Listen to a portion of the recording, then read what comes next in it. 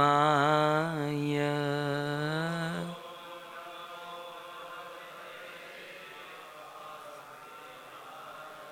श्रीमद्भागवतम स्कंद 6 अध्याय 2 श्लोक क्रमांक 12। नैकान्तिकं तद्विकृतेऽपि निष्कृते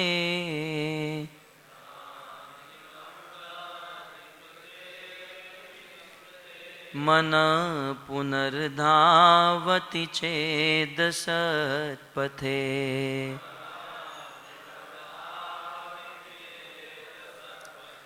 तत्कर्म निर्हारमभीप्सितां हरे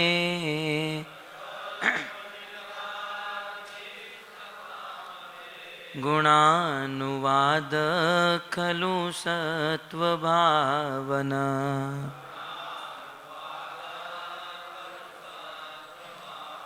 नैकान्तिकं तद्विकृतेऽपि निष्कृते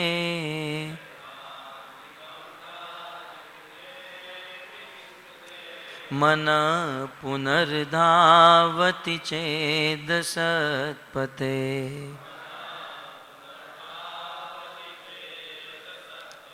तत्कर्म निर्हारमभीप्सितां हरे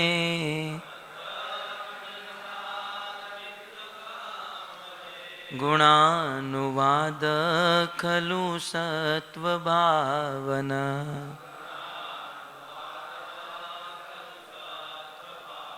नैकान्तिकं तद्विकृतेऽपि निष्कृते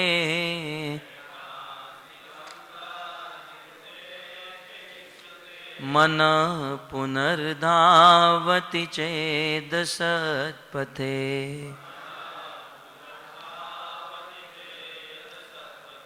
तत्कर्म निर्हारमभीप्सितां हरे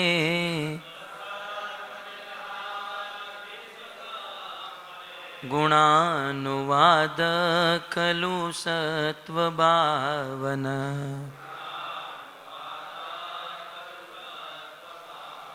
शब्दार्थ अनुवाद और तात्पर्य श्री श्रीमद् ऐसी भक्तिवेदांत स्वामी प्रभुपाद के द्वारा।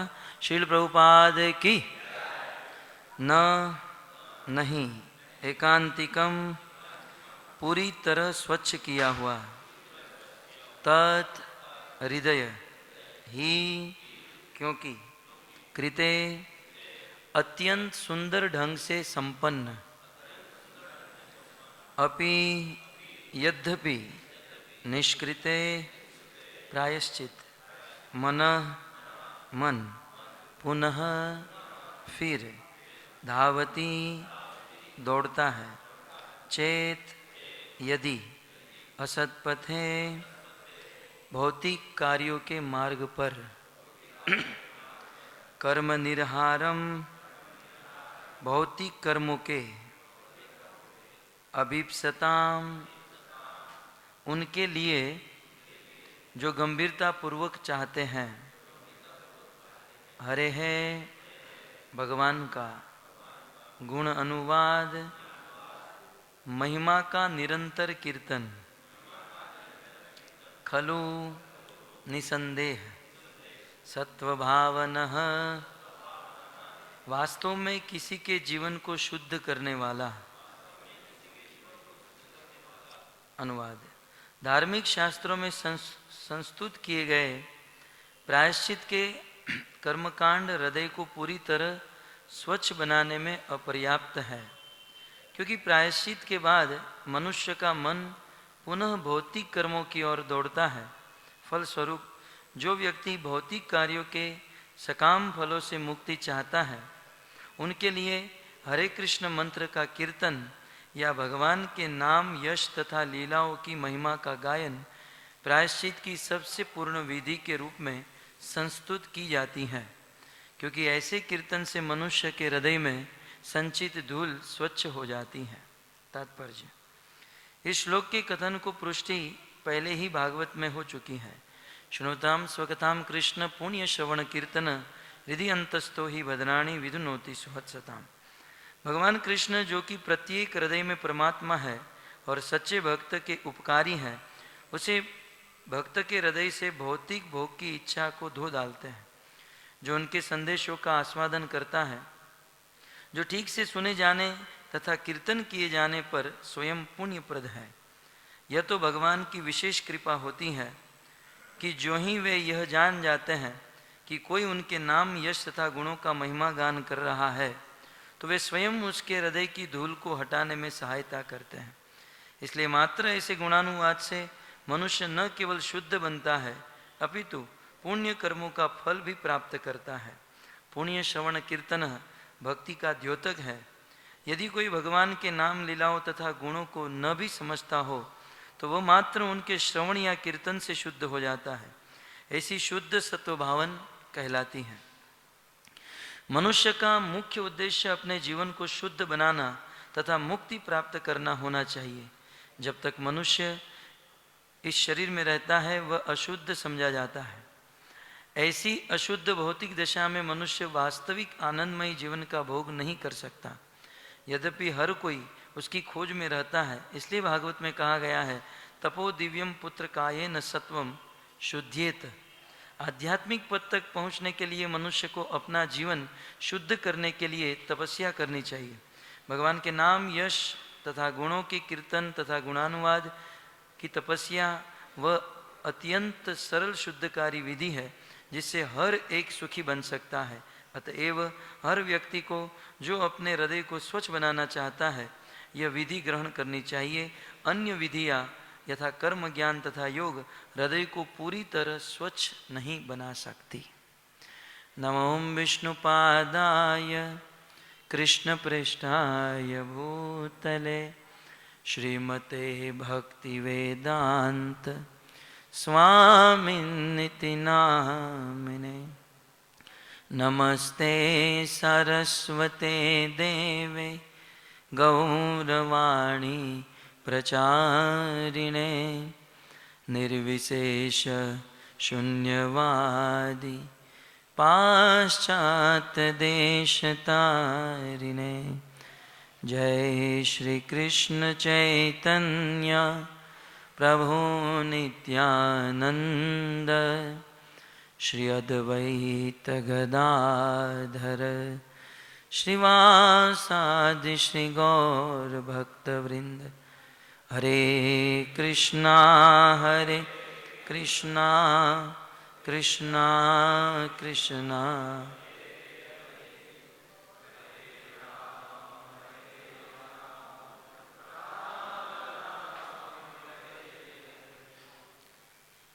हरे कृष्ण। तो परम सौभाग्य है श्री राधा रास बिहारी जी के चरणों में बैठकर उनके नाम की महिमा हम सब यहाँ पर सुन रहे हैं। प्रसंग से आप सब परिचित हैं।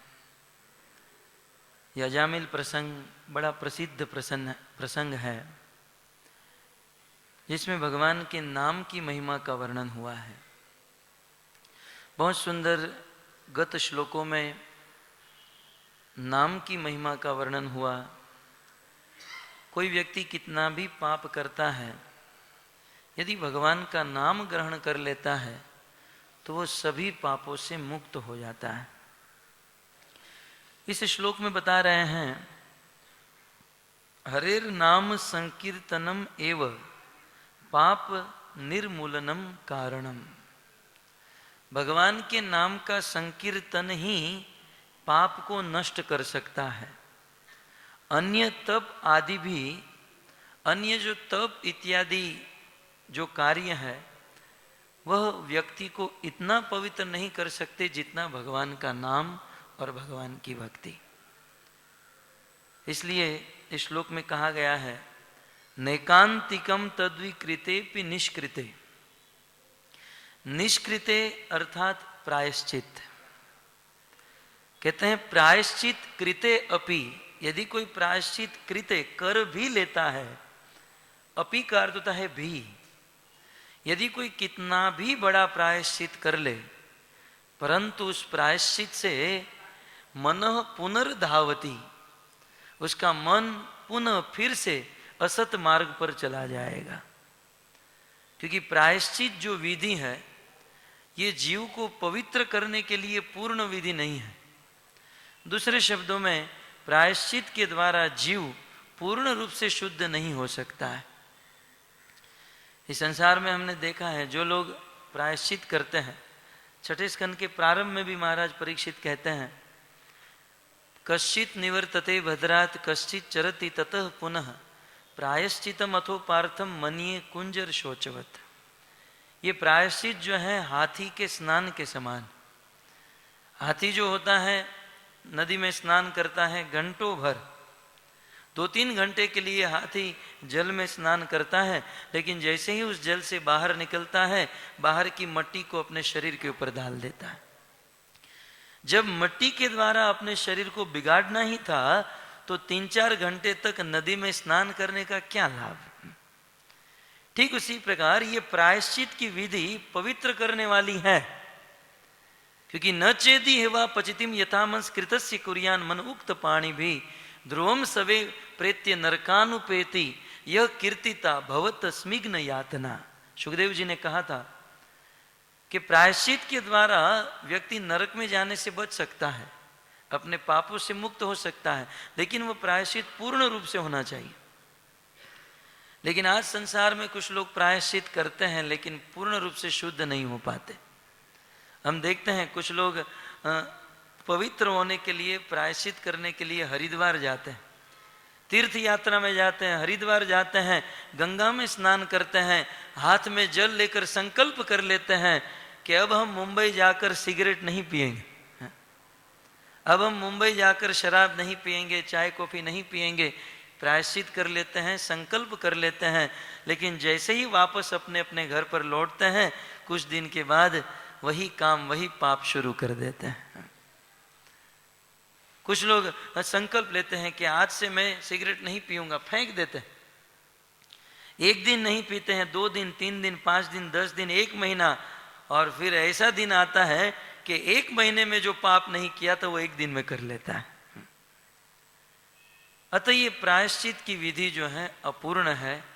इस प्रायश्चित की विधि के द्वारा न एकांतिकम व्यक्ति पूर्ण रूप से शुद्ध नहीं हो सकता है। प्रायश्चित की विधि के द्वारा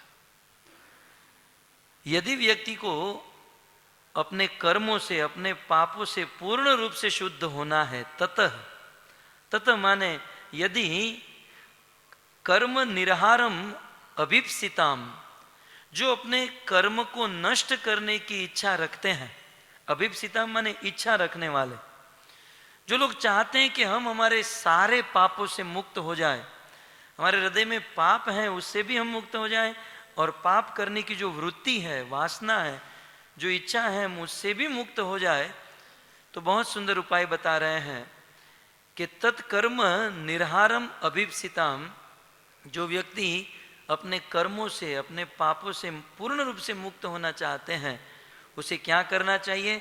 तो कहते हैं हरेर गुणानुवाद, उसे हरि का गुणानुवाद करना चाहिए। भगवान के नाम का या भगवान की लीला का कीर्तन करना चाहिए। हरि का गुणानुवाद करने से व्यक्ति समस्त पापों से मुक्त हो जाता है, और पाप से ही नहीं, पाप करने की वासना, पाप करने की इच्छा से भी मुक्त हो जाता है। और अंत में कहते हैं खलु सत्व भावना, खलु माने निश्चित ही वह व्यक्ति सत्व भावना, उनका चित्त जो है पवित्र हो जाएगा। जो व्यक्ति भगवान के नाम का कीर्तन करेगा, भगवान का गुणानुवाद करेगा, भगवत कथा का श्रवण करेगा, तो भगवत कथा का श्रवण करने वाले व्यक्ति का हृदय चित्त पवित्र हो जाता है, और भगवत नाम और भगवत कथा को छोड़कर अन्य कोई भी उपाय कर लेता है, उसका हृदय उतना पवित्र नहीं हो सकता है। इसलिए आगे सुखदेव जी ने कहा था, न तथान यज्ञवान राजन पुयेत तप आदि भी तथा कृष्णार्पित प्राणा तत्त पुरुष निषेवया।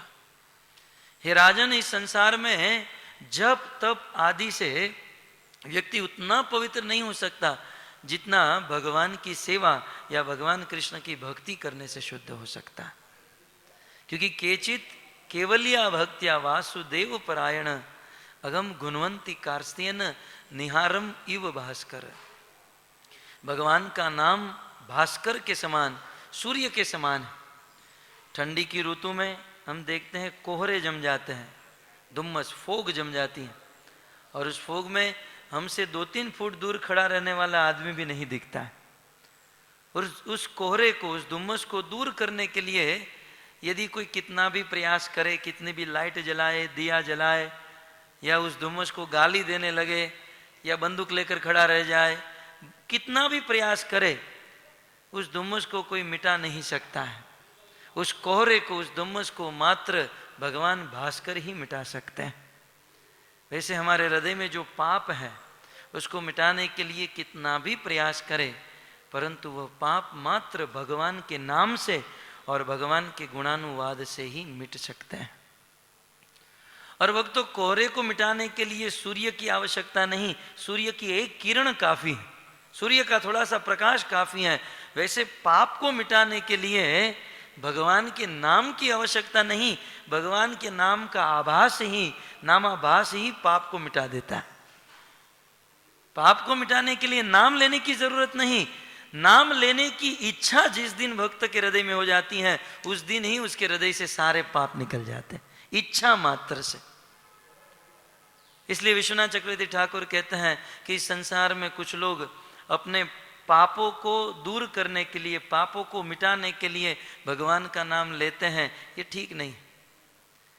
भगवान का के नाम लेने का उद्देश्य भगवत प्रेम होना चाहिए, कृष्ण प्रेम होना चाहिए। पाप को दूर करने के लिए हम लोग भगवान का नाम लेते हैं, भगवत कथा सुनते हैं, ये तो वैसा ही होगा कि आप किसी के घर पर जाओ, और आजकल लोग कुत्ते पालते हैं ना, परंतु किसी के घर पे सिंह को पाल के रखा है, सिंह को पाल कर रखा है, और हम लोग उनके घर पर जाए और कहें कि आपके घर पे सिंह है, आपने घर पर सिंह को क्यों रखा है? तो आदमी जवाब दे, घर पर चूहे बहुत हो गए थे ना, इसलिए सिंह को बांध के रखा है। तो चूहे को मारने के लिए सिंह की जरूरत नहीं, बिल्ली काफी है। वैसे पाप को मिटाने के लिए भगवान के नाम की जरूरत नहीं, नामाभास काफी है, नाम लेने की इच्छा ही काफी। और जब भगवान का नाम ले लिया जाए तब तो भगवान के चरणों में प्रेम उत्पन्न हो सकता है। इसलिए बहुत सुंदर, वैसे तो इस श्लोक ही महत्वपूर्ण है, परंतु हमारे पास समय बड़ा कम है, इसलिए सत्व भावन शब्द बड़ा महत्वपूर्ण है।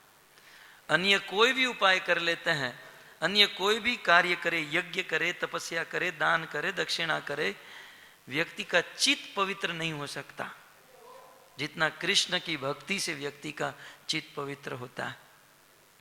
भक्तों, इसी प्रकार की बात प्रभुपाद याद कराते हैं। भगवान ऋषभदेव अपने 100 पुत्र को उपदेश देते हुए कहते हैं, नायम देहो देह भाजान निर्लोके कष्टान कामान अर्हते विड भुजामिये तपो दिव्यम पुत्र कायेन सत्वम। बहुत सुंदर भगवान ऋषभदेव ने ब्रह्मावर्त नामक देश में अपने पुत्र को उपदेश देते हुए कहा कि हे मेरे प्रिय पुत्रों, इदम मनुष्यम देहम, ये मनुष्य का शरीर सुअर और कुकरों की तरह भोग भोगने के लिए नहीं मिला है। ये मनुष्य का शरीर तपो दिव्यम, दिव्य तपस्या करने के लिए मिला। तब इस बात को सुनकर कुछ लोग तपस्या करने लग जाते हैं, बिल्कुल कोरी तपस्या, नंगे पांव चलना, अपने हाथों से अपने बालों को नोच देना। परंतु भगवान ऋषभदेव ने मात्र कोरी तपस्या करने नहीं कहा, उनके साथ एक शब्द जुड़ा हुआ है, तपो दिव्यम। हे मेरे पुत्रों, तपस्या करो, लेकिन किसके लिए? दिव्य के लिए। श्रीधर स्वामी कहते हैं दिव्य का अर्थ होता है भगवान विष्णु, दिव्य का सीधा अर्थ है भगवान विष्णु। भगवान ऋषभदेव ने कहा कि विष्णु के लिए तपस्या करनी चाहिए। तब भगवान ऋषभदेव के पुत्र पूछते हैं कि पिताजी विष्णु के लिए ही क्यों तपस्या करे? तब भगवान ऋषभदेव उत्तर देते हैं, विष्णु के लिए तपस्या यदि करते हैं तो कहते हैं शुद्ध्येत यस्मात्। हरे कृष्ण। श्री राधा रास बिहारी भगवान की, श्रील प्रभुपाद की। पिताजी बताइए विष्णु के लिए तपस्या करने से क्या होगा? तो कहते हैं विष्णु के लिए तपस्या करने से तपो दिव्यम पुत्र काय न सत्वम शुद्ध्येत अस्मात्, सत्व शुद्ध्यति, जो शब्द यहां पर भी आया है सत्व भावन, और वहां पर भगवान ऋषभदेव कहते हैं सत्व शुद्ध्येत। सत्व का अर्थ है चित्त, हृदय। विष्णु के लिए तपस्या करने से हमारा हृदय शुद्ध हो जाता है। कृष्ण का नाम लेने से, कृष्ण की भक्ति करने से हमारा चित्त शुद्ध हो जाता है। और कृष्ण को छोड़कर अन्य किसी भी देवी देवताओं के लिए तपस्या करो, पूजा करो, उपासना करो, हृदय शुद्ध नहीं हो सकता है। आपने देखा होगा हिरण्याकश्यपु ने हमारे वैदिक इतिहास में, वैदिक साहित्य में सबसे बड़ी तपस्या की थी। 36,500 वर्ष तक हिरण्याकश्यपु एक स्थान पर खड़े रहकर तपस्या, बिल्कुल उग्र घोर तपस्या। भागवत में वर्णन है, हिरण्याकशिपु राजन अजेय जरामरम आत्मानम प्रतिद्वंद एक राट व्यधित्सत सतेपे मंदर द्रोण्याम तपः परम दारुणाम ऊर्ध्व बाहु नभो दृष्टि पादांगुष्ठाश्रिता अवनी। मंदार पर्वत की तलेटी में खड़े रहकर दोनों भुजा ऊपर करके, दोनों आंखें आकाश के ऊपर करके और मात्र अपने पांव के अंगूठे के ऊपर खड़े रहकर बिना खाए बिना पिए हिरण्याकश्यपु तपस्या कर रहा था। और कितनी तपस्या? 36,500 वर्ष तक। आज तक इतनी लंबी तपस्या किसी ने नहीं की। लेकिन ये तपस्या किसके लिए हो रही थी? ब्रह्मा जी के लिए। यही सबसे बड़ी गड़बड़ हो गई। हिरण्याकश्यप ने यह तपस्या ब्रह्मा जी के लिए की। आप सब जानते ब्रह्मा जी प्रसन्न हो गए, ब्रह्मा जी ने वरदान भी दे दिया। लेकिन ब्रह्मा जी के लिए इतनी बड़ी तपस्या करने के बाद भी हिरण्याकश्यप का चित्त पवित्र नहीं हुआ, उनका हृदय शुद्ध नहीं हुआ। सत्व भावन यह शब्द कहा गया है। हरेर गुणानुवाद, हरि का, कृष्ण का गुणगान करने से, कृष्ण का नाम लेने से सत्व भावन चित्त शुद्ध होता है। लेकिन कृष्ण को छोड़कर अन्य किसी भी देवी देवता की उपासना, तपस्या इत्यादि करने से हृदय शुद्ध नहीं होता है। जैसे हिरण्याकश्यप का हृदय शुद्ध नहीं हुआ। रावण शिव जी का भगत था और एक एक करके 10 मस्तक यज्ञ कुंड में डाल दिया। कितना बड़ा यज्ञ किया रावण, 10 मस्तक यज्ञ कुंड में डाल दिया। तब जाकर शिव जी उन पर प्रसन्न हो और शिव जी ने रावण को वरदान भी दिया। परंतु इतनी बड़ी तपस्या करने के बाद भी रावण का हृदय शुद्ध नहीं हुआ। भगवान की पत्नी को हर कर लाया। और कंस दुर्गा देवी का भगत था, लेकिन फिर भी उनका चित्त शुद्ध नहीं हुआ।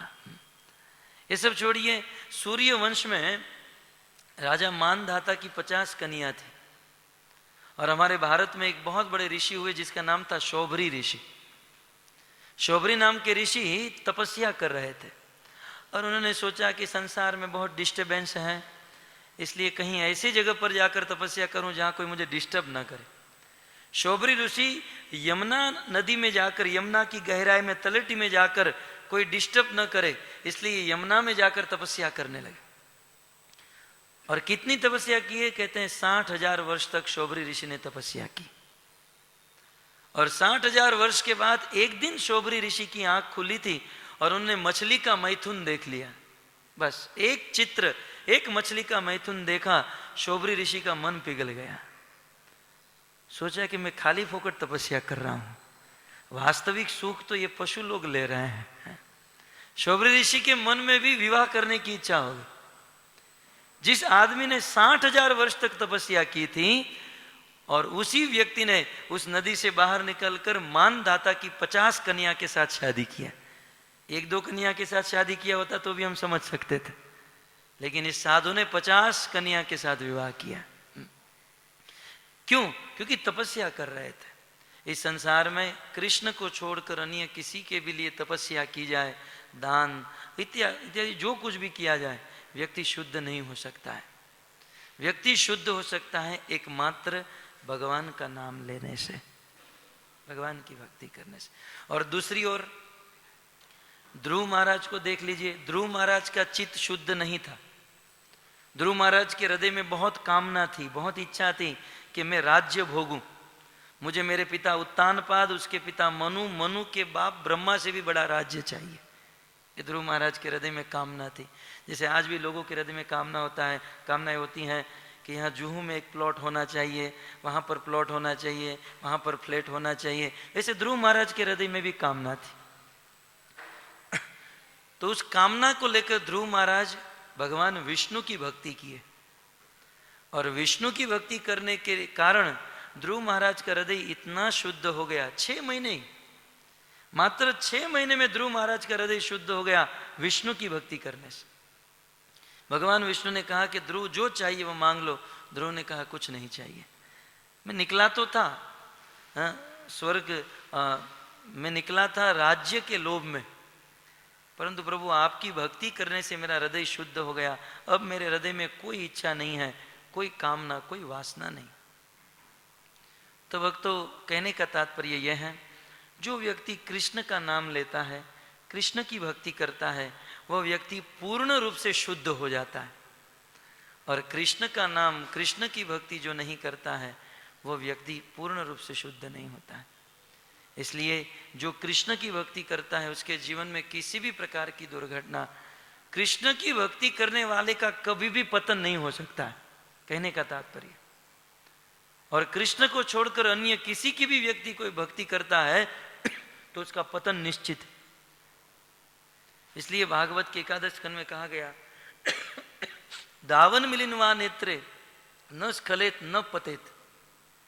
कृष्ण की भक्ति का मार्ग इतना समुचिन है, इतना सरल है कि इस कृष्ण भक्ति के मार्ग में कोई आंख बंद करके भी दौड़ता है, फिर भी न तो वह गिरता है न उसका पतन होता है, वो समय से अपने डेस्टिनेशन प्लेस पर पहुंच जाता है। क्योंकि कृष्ण भक्त का कभी भी पतन नहीं होता है। और कृष्ण को छोड़कर अन्य किसी की भक्ति करे तो उसके जीवन में पतन होता है। ऐसा कहा गया है, जीवन मुक्ता प्रबद्धन्ते क्वचित संसार वासनाम योगिनो न विलिप्यन्ते कर्म भी भगवत परा। भक्ति करने वाले के जीवन में देखा गया है कि जो व्यक्ति भक्ति करता है, धीरे धीरे उनके जीवन में वैराग्य बढ़ते जाता है। परंतु भक्ति को छोड़कर अन्य ज्ञान मार्ग, कर्म मार्ग में जो व्यक्ति लगा है, तो देखा गया है कि उनके जीवन में धीरे धीरे संसार को भोगतने की वासना बढ़ती जाती है। मदन, मारुतगण इत्यादि बद्रीनाथ नामक धाम में भगवान नर नारायण को स्तुति करते हुए बहुत सुंदर बात कहते हैं। कहते हैं, प्रभु इस संसार में जो व्यक्ति आपकी भक्ति करता है, आपकी सेवा करता है, उनके जीवन में कभी कभी विघ्न आते हैं। उनके जीवन में भी कभी कभी विघ्न आते हैं।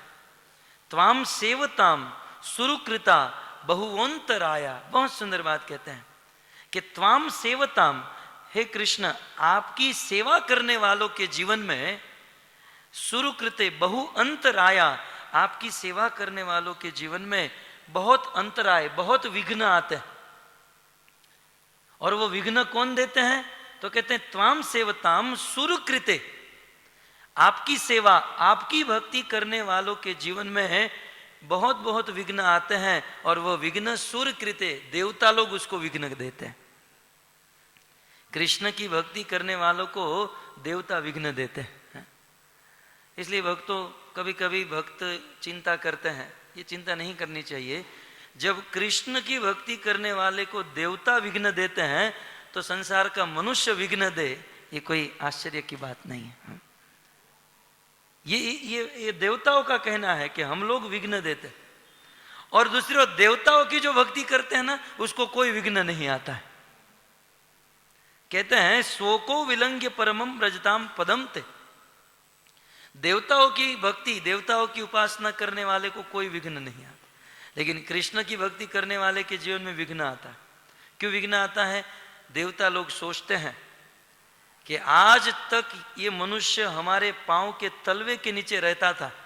देवता स्वर्ग में रहते ना, और मनुष्य पृथ्वी लोक में रहते हैं। देवता सोचते हैं आज तक ये मनुष्य हमारे पांव के नीचे रहता था, ये मनुष्य की ये हिम्मत कि कृष्ण की भक्ति करके हमारे सर के ऊपर जाकर बैठ जाए, वैकुंठ में जाकर बैठ जाए। इसलिए देवता उनको विघ्न देते हैं। परंतु बहुत सुंदर उन्होंने बात बताई मदन, मारुत इत्यादि ने भगवान को कि हे प्रभु, हे कृष्ण, यद्यपि देवतागण आपके भक्तों को विघ्न देते हैं, लेकिन आपका भक्त थोड़ा भी विचलित नहीं होता। आपका भक्त उस विघ्न के मस्तक के ऊपर अपना पांव रख देता है और संसार में विचरण करता है। क्योंकि उस भक्त में आपका नाम लेने से, आपका गुणानुवाद करने से इतनी शक्ति आ जाती है कि वह विघ्नों के मस्तक के ऊपर पांव रखकर विचरण करता है। जैसे ध्रुव महाराज ने साक्षात मृत्यु के ऊपर अपना पांव दे दिया। तो भक्त के जीवन में किसी भी प्रकार का भी विघ्न नहीं आता है। ब्रह्मा जी भी स्तुति में कहते हैं, येन येन अरविंदाक्ष विमुक्त मानिन। इस संसार में जो लोग अपने आप को मुक्त मानते, मुक्त है नहीं, लेकिन जो अपने आप को मुक्त मानते हैं और जो लोग कृष्ण की शरण ग्रहण नहीं करते हैं, कृष्ण का नाम नहीं लेते हैं, वो लोग बहुत ऊंची स्थिति पे पहुंचने के बाद भी उसका पतन होता है। लेकिन कृष्ण भक्ति में व्यक्ति कोई साधना करता है, बहुत छोटी स्थिति में होता है, लेकिन फिर भी उसका पतन नहीं होता है। अनेक श्लोकों के द्वारा यह सिद्ध किया जाता है, कृष्ण भक्त का पतन नहीं। गीता में भी कृष्ण कहते हैं, न मे भक्ता प्रणश्यति, मेरे भक्त का कभी विनाश नहीं होता। तो ब्रह्मा जी कहते हैं, बद्रीनाथ में देवतागण कहते हैं, और गीता में साक्षात कृष्ण कहते हैं कि मेरे भक्त का कभी पतन नहीं होता है। ये बात समझ में आ गई सबको? मेरे भक्त का। लेकिन जीव गोस्वामी कहते हैं कि पतन होता है। ये आचार्य की बुद्धि भी कहाँ पहुंचती है। बोले भगवान कहते हैं गीता में मेरे भक्त का पतन नहीं होता है, ब्रह्मा जी ब्रह्मस्तुति में कहते हैं कि कृष्ण के भक्त का पतन नहीं, और 33 करोड़ देवी देवता गर्भस्थ स्तुति में कहते हैं कि कृष्ण के भक्त का पतन नहीं, लेकिन जीव गोस्वामी कहते हैं मैं कहता हूं पतन होता है। और यदि विश्वास नहीं तो 3 दृष्टांत देते हैं। राजा चित्रकेतु, राजा चित्रकेतु भगवान संकर्षण कृष्ण की भक्ति करते थे, लेकिन उनका पतन हुआ और मरने के बाद असुर बन गए, वित्रासुर। जीव गोस्वामी का कहना है। राजा चित्रकेतु कितने सुंदर राजा थे, मरने के बाद असुर बने, क्या है पतन नहीं है? दूसरा दृष्टांत देते हैं, राजा इंद्रद्रुम्न राजा थे, वैराग्य लेकर कुटिया में बैठकर भजन कर रहे थे और कृष्ण की भक्ति कर रहे थे, लेकिन मरने के बाद हाथी बने, गजेंद्र, क्या है पतन नहीं है? और तीसरा दृष्टांत देते हैं राजर्षि भरत, पंचम स्कंद में। राजर्षि भरत क्या स्थिति थी उनकी, मलवत अपने राज्य को त्याग दिया और पुलाश्रम हरिहर क्षेत्र में जाकर गंडकी नदी के तट पर भजन करने लगे। श्रद्धा, साधु संग, भजन क्रिया, अनर्थ निवृत्ति, निष्ठा, रुचि, आसक्ति और भाव के स्तर पर पहुंच गए। और अजस अविरत अश्रुधारा बहती थी, वाह गदगदा, भगवान का नाम जीवा पर आने पर वाणी गदगद हो जाती थी। भगवान के इतने सुंदर राजर्षि भरत भक्त मरने के बाद हिरण बने, क्या इसका पतन नहीं है? बहुत सुंदर। आचार्य भक्तों की बुद्धि को बहुत कसते हैं, बहुत लेकर जाते हैं। भगवान गीता में कहते हैं मेरे भक्त का पतन नहीं होता, ब्रह्मा जी कहते हैं कृष्ण आपके भक्त का पतन नहीं होता, देवतागण कहते हैं कृष्ण आपके भक्त का पतन नहीं होता, लेकिन जीव गोस्वामी कहते हैं मैं कहता हूं पतन होता है। राजा चित्रकेतु का पतन हुआ, वित्रासुर बने। राजा इंद्रदुम्न का पतन हुआ तो गजेंद्र हाथी बने, और राजर्षि भरत का पतन हुआ तो हिरण बने। पतन तो है, दिख तो रहा है पतन।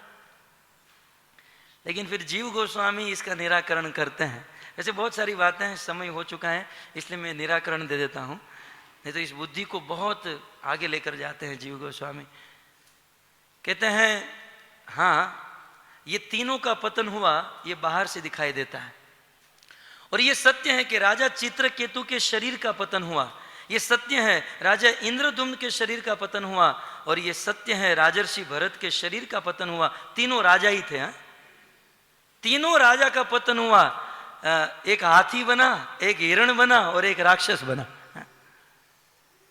जीव गोस्वामी ने कहा कि ये तीनों कृष्ण के भक्त थे और तीनों का पतन हुआ, लेकिन भक्तों ये तीनों के शरीर का पतन हुआ, ये तीनों की भक्ति का पतन नहीं हुआ। जीव गोस्वामी का मेरा कहना, बाहर से दिखता है कि तीनों के शरीर का पतन हुआ, लेकिन तीनों के शरीर का पतन होने के बाद भी उनकी भक्ति हजारों गुना बढ़ गई। अब विचार कीजिए, राजा चित्रकेतु के शरीर में कृष्ण के प्रति जो भक्ति थी उससे करोड़ों गुना ज्यादा भक्ति वित्रासुर के शरीर में दिखाई दी।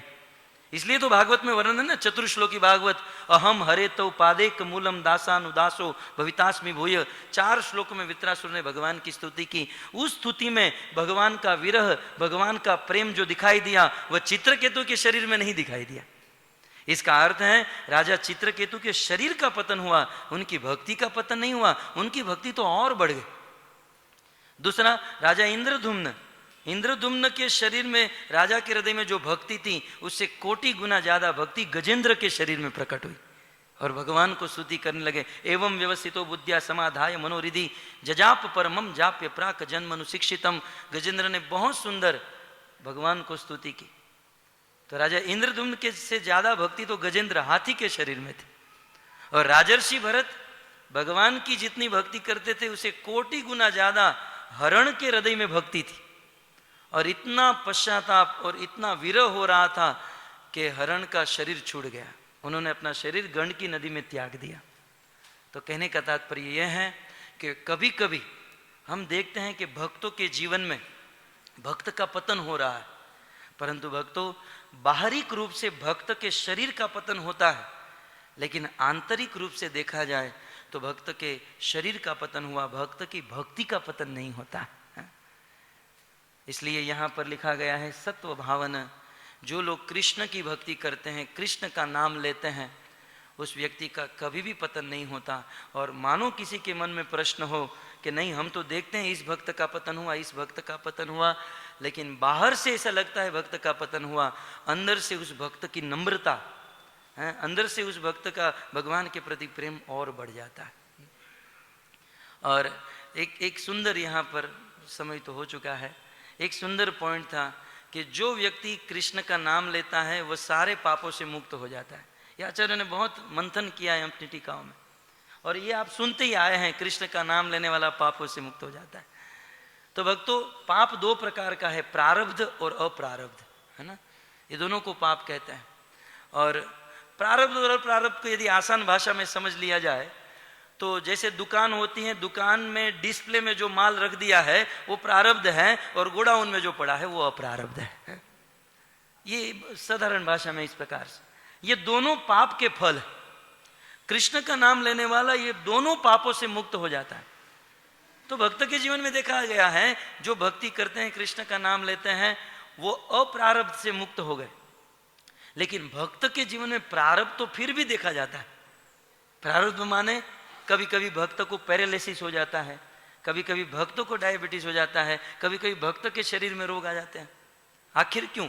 यदि भक्ति का फल सारे पापों से मुक्त करना है तो भक्त के शरीर में ये रोग नहीं आने चाहिए। तो क्या वह भक्त भक्ति नहीं कर रहा है?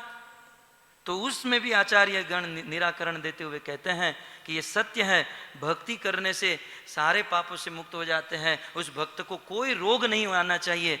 लेकिन जिस शुद्ध भक्त में के शरीर में कुछ रोग आते हैं, कुछ तकलीफ होती है, तो ये भगवान की स्पेशल इच्छा है, ये भगवान की इच्छा है। भगवान जानबूझकर भक्त के शरीर में रोग देते हैं क्योंकि भगवान चाहते हैं कि ये भक्त इसी जन्म में मेरे पास आ जाए, वैकुंठ में आ जाए। और भक्त भगवान के धाम में कब जाएंगे? जब भगवान का चिंतन करेंगे और उत्कंठा से भगवान की शरण ग्रहण करेंगे। तो भक्त के जीवन में जब दुख आते हैं तो भक्त की नम्रता, भक्त का प्रेम भगवान के प्रति और बढ़ जाता है। इसलिए भगवान विशेष करके भक्तों को दुख देते हैं। नहीं तो भक्तों पांडवों के जीवन में दुख कहाँ संभव था? जो पांडव पूर्ण पवित्र थे, भगवान ने कहा मम प्राणा ही पांडवा, ये पांडव मेरे प्राण के समान प्रिय है। तो पांडवों ने कहाँ पाप किया था? जिन्होंने तन मन धन से कृष्ण की सेवा की, ऐसे पांडवों के जीवन में दुख आए। क्यों? क्योंकि भगवान चाहते हैं कि यह भक्त इसी जन्म में शुद्ध हो जाए और मेरे जीवन, मेरे वैकुंठ लोक को प्राप्त हो जाए। तो कुल मिलाकर यह सार है कि अन्य तपस्या इत्यादि करने से भगवान की प्राप्ति नहीं हो सकती है, हृदय शुद्ध नहीं हो सकता है, जितना भगवान का नाम लेने से, भगवत कथा सुनने से और भगवान की भक्ति करने से शुद्ध हो जाता है। हरे कृष्णा।